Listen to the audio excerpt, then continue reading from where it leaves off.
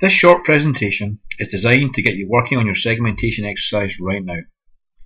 Segmentation is not a nice to have, but a powerful business technique that can add real value if it is done correctly. It can actually make you money. Why waste valuable time and resources on ineffective and poorly targeted sales and marketing exercises? Successful segmentation allows a business to deliver the right message to the right people at the right time. It also ensures resources are allocated towards the clients who can provide the greatest opportunity and revenue earning potential. Segmentation can support your proposition. The ideal situation for any business is to deal with clients who understand and desire the proposition they are delivering and who appreciate the value they are receiving.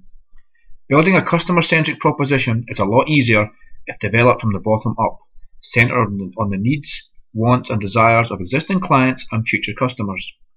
Segmentation makes your existing infrastructure work harder and smarter. With client records, administration systems and business networks, the building blocks of an effective segmentation system already in place, with the right focus, structure and perhaps with additional client research, segmentation can make a business more effective using the tools they already own and pay for. The only real cost is time, with the rewards far outweighing the initial investment. Segmentation can help you retain clients and increase revenue. The Pareto Principle states that 80% of revenue come from just 20% of customers. This may ring a bell with many businesses, and it should change. So let's get started and begin to formulate your segmentation model right now.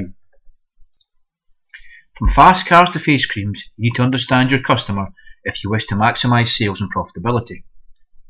What we offer are not products, but our experience, empathy and expertise. All of these help solve problems and provide peace of mind. The starting point in segmentation is defining the target market for your proposition. A great exercise is to take a step back and write down your own words the problems that your business solves for people.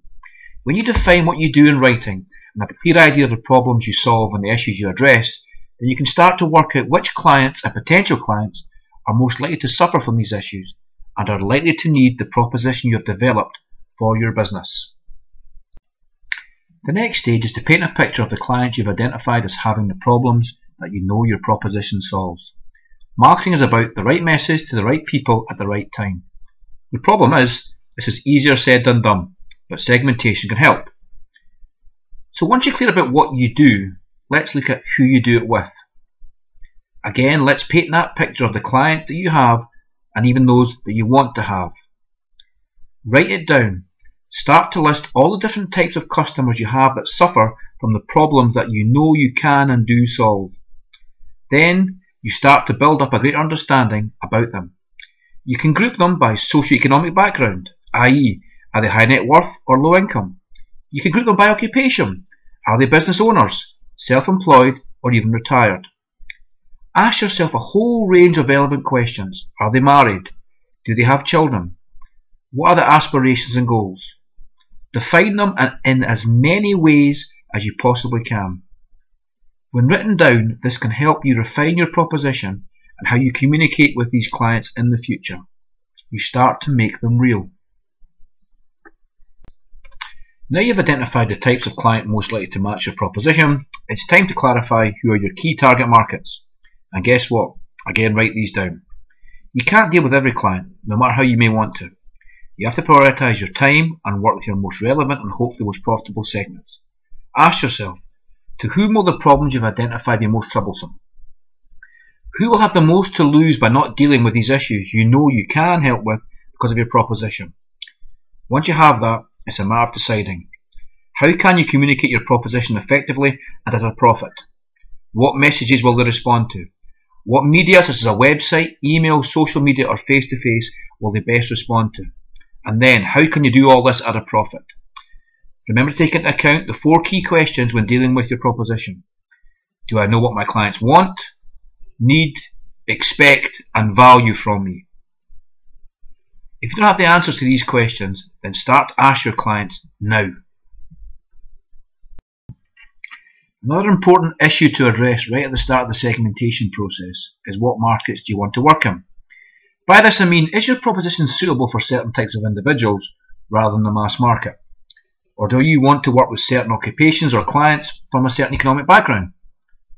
Do you want to only work in certain geographical areas? Or will you use technology to ensure you can provide a proposition and service nationwide or even to clients living abroad? You may even wish to specialise in certain sectors of industry. The answers to these should be written down as they can shape your future direction and also the proposition you wish to offer your clients. It's wise to look internally at your own company. One way of deciding on the right markets to pursue and the correct segments to deal with is to have a good 360 degrees think about your business. For example, do you have a lot of experience in particular markets? If so, how can you leverage this for your proposition and then communicate this effectively to existing and potential clients? Do you have a unique understanding and knowledge of a certain geographical area? If so, do you have a business network in place to allow you to enhance your client proposition? It can even be as simple as, are you better at getting on with certain types of people? All these factors could help you establish a particularly attractive proposition and help you identify your relevant target markets for the future. Once you've answered all these questions and crucially written down the answers, a final useful exercise to undertake is to review what alternatives to your proposition are available to the segments you wish to target. This allows you to answer these final questions. Why are you uniquely placed to solve the problems you have identified for your target segments? What makes you different from the other sources of solutions available? These answers should shape your proposition and how you communicate with your segments going forward. If you're unable to answer these questions, you may have the wrong proposition or even the wrong target market. In this case, more work will be needed to be done before you can take the next steps in the segmentation process. I hope you found these ideas useful, and next week we'll look at how you evaluate the importance of each customer segment and the process of finalising your client segment profile. However, if you have any questions in the meantime, please email me at johnjoe@glassagconsulting.com and please visit our website glassagconsulting.com. And if you're on Twitter, please follow us at Glassagh Consult.